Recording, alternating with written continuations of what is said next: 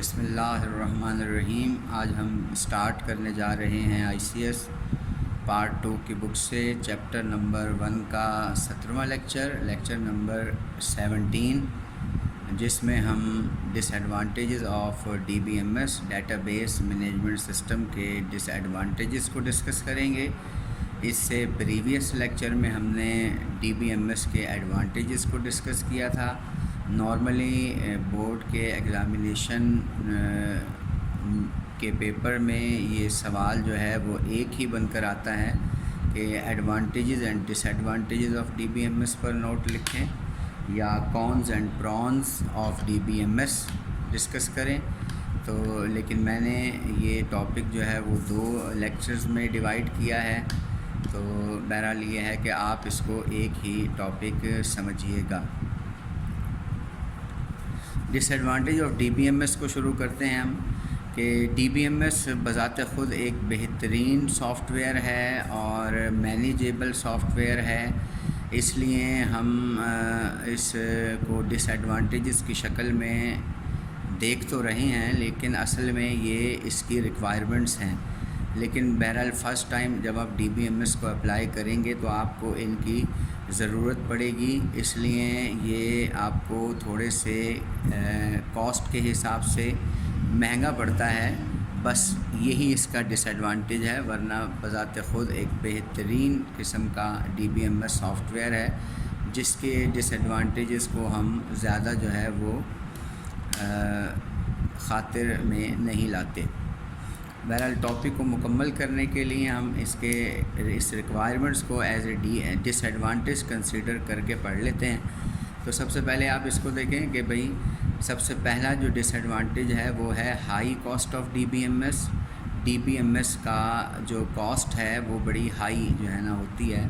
لیکن بہرحال یہ ہے کہ جب آپ DBMS اپلائی کریں گے تو آپ کو پرچیز تو کرنا ہی پڑے گا۔ اسی طرح higher hardware cost DBMS software کیونکہ کمپلیکس سافٹ ویئر ہے، اس لیے اس کے لیے ہمیں ہارڈ ویئر بھی اچھے چاہیے ہوتے ہیں، اور اسی طرح ٹیکنیکل سٹاف کی اپوائنٹمنٹ اور پھر سٹاف کو ٹریننگ کرنا، پھر ڈیٹا بیس میں کسی بھی قسم کی تبدیلی کرنا اور ڈیٹا ڈکشنری کو مینٹین کرنا، اگر ہم اس کو ڈس ایڈوانٹیج کو سائڈ پہ رکھ دیں تو اصل میں یہ وہ ریکوائرمنٹس ہیں جو DBMS کو اپلائی کرنے کے لیے ضروری ہوتی ہیں۔ لیکن ٹاپک کو مکمل کرنے کے لیے میں پھر آپ کو بتا رہا ہوں کہ اس کو ہم ڈس ایڈوانٹیج ہی کنسیڈر کریں گے۔ سب سے پہلے ہی دیکھتے ہیں ہائی کاسٹ آف DBMS۔ تو وہی بات دوبارہ کہ complete DBMS is a very complex and large soft where. اگر ہم ایک کمپلیٹ DBMS کو کنسیڈر کریں اور پرچیز کریں یا خود جو ہے وہ کسی کمپنی سے بنوائیں تو یہ ایک لارج سافٹ ویئر ہوگا اور کمپلیکس سافٹ ویئر بھی ہوگا۔ تو it is expensive to purchase DBMS for the first time, اور DBMS کو پرچیز کرنا جو ہے پہلی ہی دفعہ میں ذرا ایکسپینسو لگے گا، لیکن اس کے بعد جب کمپنی جو ہے وہ DBMS کے ساتھ کام کرے گی اور اس کو یوز کرے گی تو ظاہر سی بات ہے پھر اس کو یہ کاسٹ اتنی زیادہ نہیں لگے گی۔ اسی طرح ہائر ہارڈ ویئر کاسٹ میں ایک پھر وہی سینیریو ہے کہ complete DBMS is complicated and heavy soft where. یہ ایک کمپلیکیٹڈ سافٹ ویئر ہوتا ہے، یہ ہیوی سافٹ ویئر ہوتا ہے، ظاہر سی بات ہے پھر اس کو پراپر طریقے سے چلانے کے لیے ہمیں لارج اماؤنٹ آف میموری بھی چاہیے ہوتی ہے اور پروسیسنگ پاور بھی چاہیے ہوتی ہے، یعنی کہ اچھے پروسیسر والا کمپیوٹر اور اچھی ریم اور اچھی ہارڈ ڈسک والا کمپیوٹر ہمیں لینا چاہیے تاکہ DBMS جو ہے وہ لانگ ٹرم پراپر طریقے سے سموتھلی کام کر سکے۔ It requires powerful hardware, اور یہ پاورفل ہارڈ ویئر اس کو چاہیے ہوگا to work properly and efficiently. اگر ہم اس پر پراپرلی اور ایفیشینٹلی کام کریں تو پھر ہمیں پاورفل ہارڈ ویئر کی ضرورت پڑے گی۔ یہ وائی کی جو مسٹیک ہے یہ میں انشاءاللہ نوٹس میں صحیح کر دوں گا۔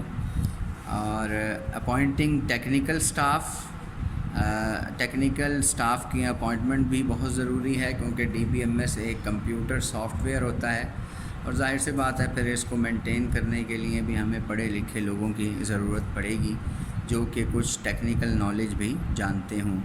تو ڈی بی ایم ایس ایک کمپلیکیٹڈ سافٹ ویئر ہے، اور ٹیکنیکل سٹاف جیسے کہ ڈی بی اے ہو گیا، ڈی اے ہو گیا، اپلیکیشن پروگرامر ہو گئے، اور یہ ضروری ہیں ٹیکنیکل سٹاف، تاکہ ڈی بی ایم ایس کو اچھے طریقے سے مینٹین کیا جا سکے، مینیج کیا جا سکے، ایکسیس کیا جا سکے۔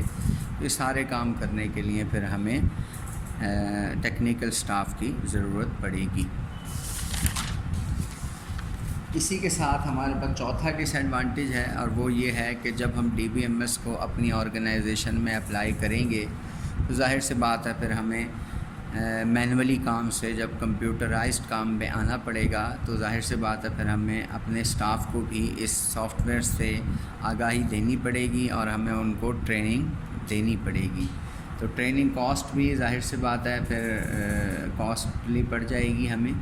D B M S is a complex software and requires trained user to use it properly.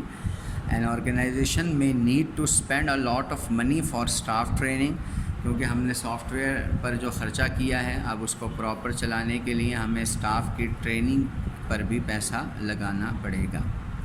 تو اس لحاظ سے ویسے دیکھا جائے تو یہ ضرورت بھی ہے، لیکن ہم نے اس کو ڈس ایڈوانٹیج میں ڈال دیا ہے۔ اسی طرح ایک اور ہمارے پاس ڈس ایڈوانٹیج ہے ڈی بی ایم ایس کا، وہ ہے problems in wrong database environment. تو ڈیٹا بیس سسٹم میں also need changes due to change in requirements and technology. اگر ہم ٹیکنالوجی کے حساب سے یا پھر ریکوائرمنٹس کے حساب سے تبدیلی کریں تو ڈیٹا بیس کو پھر ہمیں تبدیل یہ جو چینجنگ ہے اس کی ظاہر سی بات ہے چینج کرنے کے بعد